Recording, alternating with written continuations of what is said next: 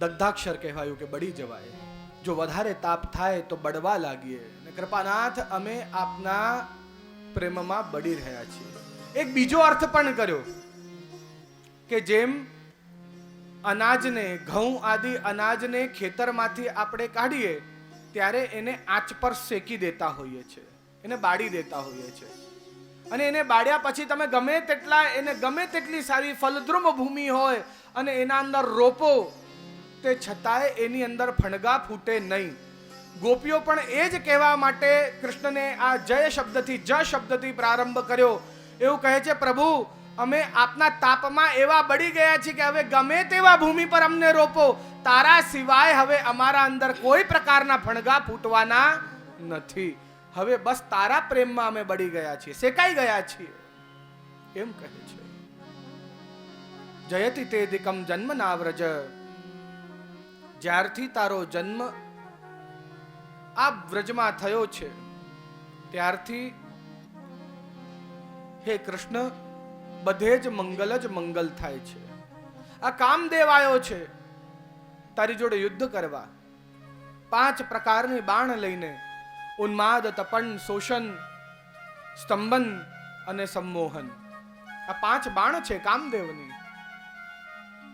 પણ આ રાસ પંચાધ્યાયી, આ 5 અધ્યાયોમાં હે કૃષ્ણ તું સાક્ષાત મન્મથ તે બધા જ પ્રકારના બાણોને પરાસ્ત કરી કામદેવ ઉપર પણ વિજય પ્રાપ્ત કરી. અને અમારી ઈચ્છા છે કે તું અમને અંગીકાર કરે, માટે જયતી એમ કહ્યું કે આ કામદેવ ઉપર જયતી તે અધિકમ, અધિકથી અધિક જય થાય તારો. એવો આ શ્રી મદન મોહન મન્મથ સ્વરૂપ ધારણ કર, મદન મોહનજીનો સ્વરૂપ ધારણ કર, અમારા ઉપર કૃપા કર. કહે છે હે પ્રભુ તારા વગર અમારા જીવનમાં કાંઈ જ નથી. ત્વયી ધૃતાસવ એમ કહ્યું, તું તારા કારણે અમારું પ્રાણ છે. સ્વામ વિચિન્વતે, હે પ્રભુ જો તું નથી તો કેમ જીવાશે? તારા કારણે પ્રાણ છે. અહીંયા તો હજી કારણ વચ્ચે આવે છે પ્રથમ શ્લોકમાં, પણ આપ અંતિમ શ્લોકમાં જોશો તો ભવદાયુષામ નઃ એમ કહેવાશે. ત્યાં કારણ નીકળી જશે. તારા કારણે પ્રાણ છે એમ નથી, તું પ્રાણ છે. છેલ્લા શ્લોકમાં એમ થઈ જશે. જો ભાવનામાં કેટલો મોટો ભેદ છે. તારા કારણે પ્રાણ છે એટલે તું પ્રાણ નથી, પણ તારા કારણે પ્રાણ છે. ક્યાં સાધન અને ક્યાં સાધ્ય, દશાઓ જ જુદી છે. અને છેલ્લા શ્લોકમાં ભવદાયુષામ નઃ, અરે તું જ પ્રાણ છે અને તું નથી તો પ્રાણ જ નથી. એક આવી દશા સુધી પહોંચી જવું એ જ ગોપી ગીત છે. ધીરે ધીરે એક શ્લોકની અંદર કઈ દશાઓ પર પ્રાપ્ત થઈ રહ્યા છે એવું વર્ણન કરે છે આગળના શ્લોકની અંદર કે હે પ્રભુ જો કયા પ્રકારનો શ્લોક કઈ ગોપિકા બોલે છે એનાથી ખબર પડે છે કે આ ગોપિકા કેવી હશે. સાત્વિક હશે, રાજસ હશે કે તામસ હશે. ગોપી કેવું કહી રહી છે કે વરદ નિજ્ઞતો નેહ કિમ વધ. વરદ શબ્દ કહ્યું. વરદ એટલે જે વરદાન આપે, વરદ એટલે જો ઉત્તમ વસ્તુ આપે. પણ વરદનો એક અર્થ બીજો બી થાય છે. વરંધ્યતિ ખંડયતિ ઇતિ વરદઃ, જે વચન આપીને ફરી જાય ને એને પણ વરદ કહેવાય એમ કહ્યું. જેને વચનનો પ્રતિપાલન ના કરે. પ્રભુ તે વચન આપ્યો તો કે શરદ પૂનમની રાત્રેમાં અમારો અંગીકાર કરીશ ને તું ફરી ગયો, માટે વરદ એમ પણ કહેવાયું. શરદ ઉદાશયે સાધુ જાતસઃ. શું કહી રહી છે આ ગોપિકાઓ? શરદ ઉદાશયે એટલે, ઉદાશય એટલે સરોવર. શરદ ઋતુમાં સરોવરમાં ખીલેલા કમલ, એ કમલની લાલીમાં તે ચોરી લીધી ને પોતાના નેત્રોમાં વસાવી લીધી છે. બરાબર, એક અર્થ તો આવો થયો. બીજો અર્થ થયો કે આ શરદ ઋતુમાં અમારા હૃદય રૂપી સરોવરની અંદર ખીલેલા પ્રેમ રૂપી કમલ, એ પ્રેમ તો તે અંતર ધ્યાન થઈને ચુરાવી લીધો.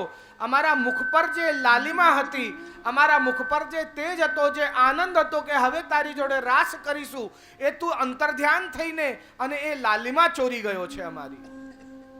અને એ લાલીમા તે તારા નેત્રોમાં વસાવી લીધી છે.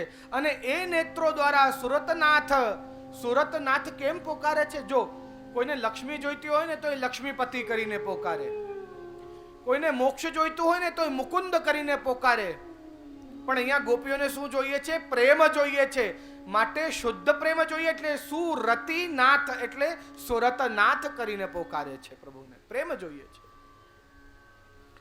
કહે છે હે સુરતનાથ, અને જ્યારે આવા સુંદર સુંદર લાલ લાલ ડોરા તારા નેત્રોમાં જ્યારે આવતા હોય, આવા ગુલાબી નેત્રો દ્વારા જ્યારે તું અમારી ઓર દ્રષ્ટિ કરે તો નેહ કેમ વધ, શું તું અમારું વધ કરવા માંગે છે?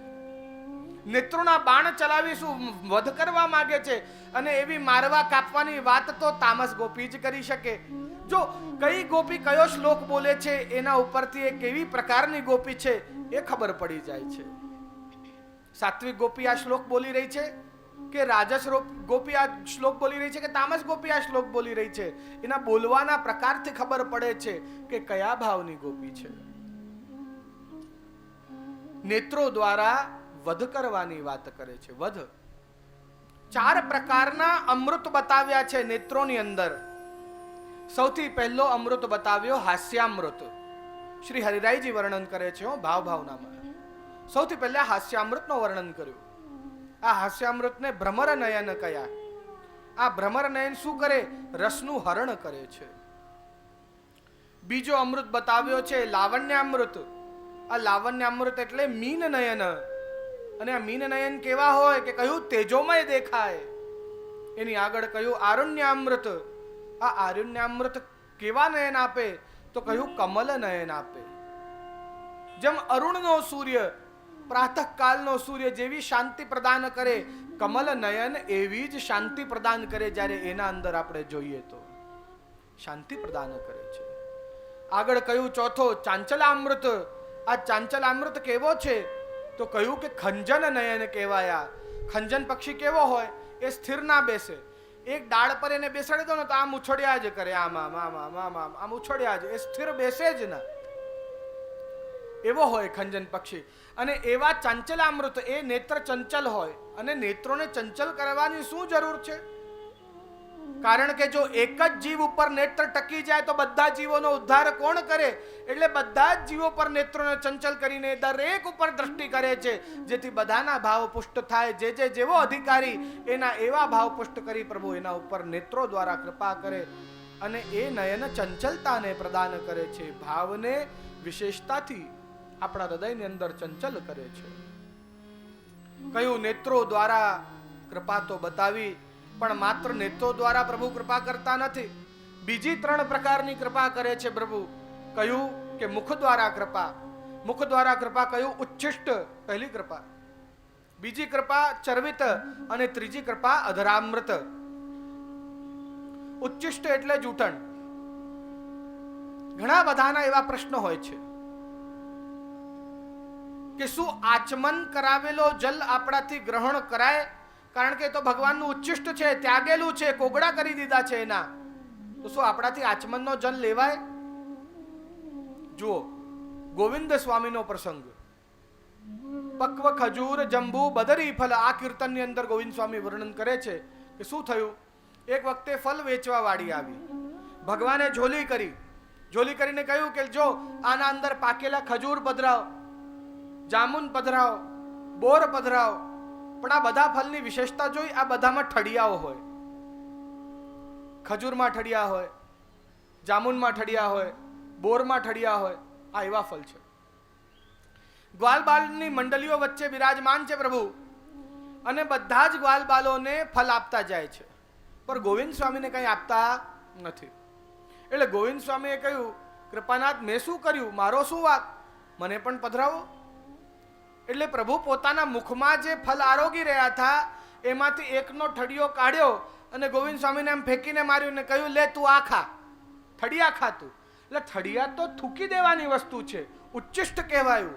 પણ ગોવિંદ સ્વામી ઠડિયા ઉચકીને ઠડિયા મુખમાં પધરાવ્યા અને ગોવિંદ સ્વામી કહેવા લાગ્યા, અરે કૃપાનાથ, આ બધાને તો આપના હાથનું મળ્યું, પણ મને તો આપના મુખનું મળ્યું.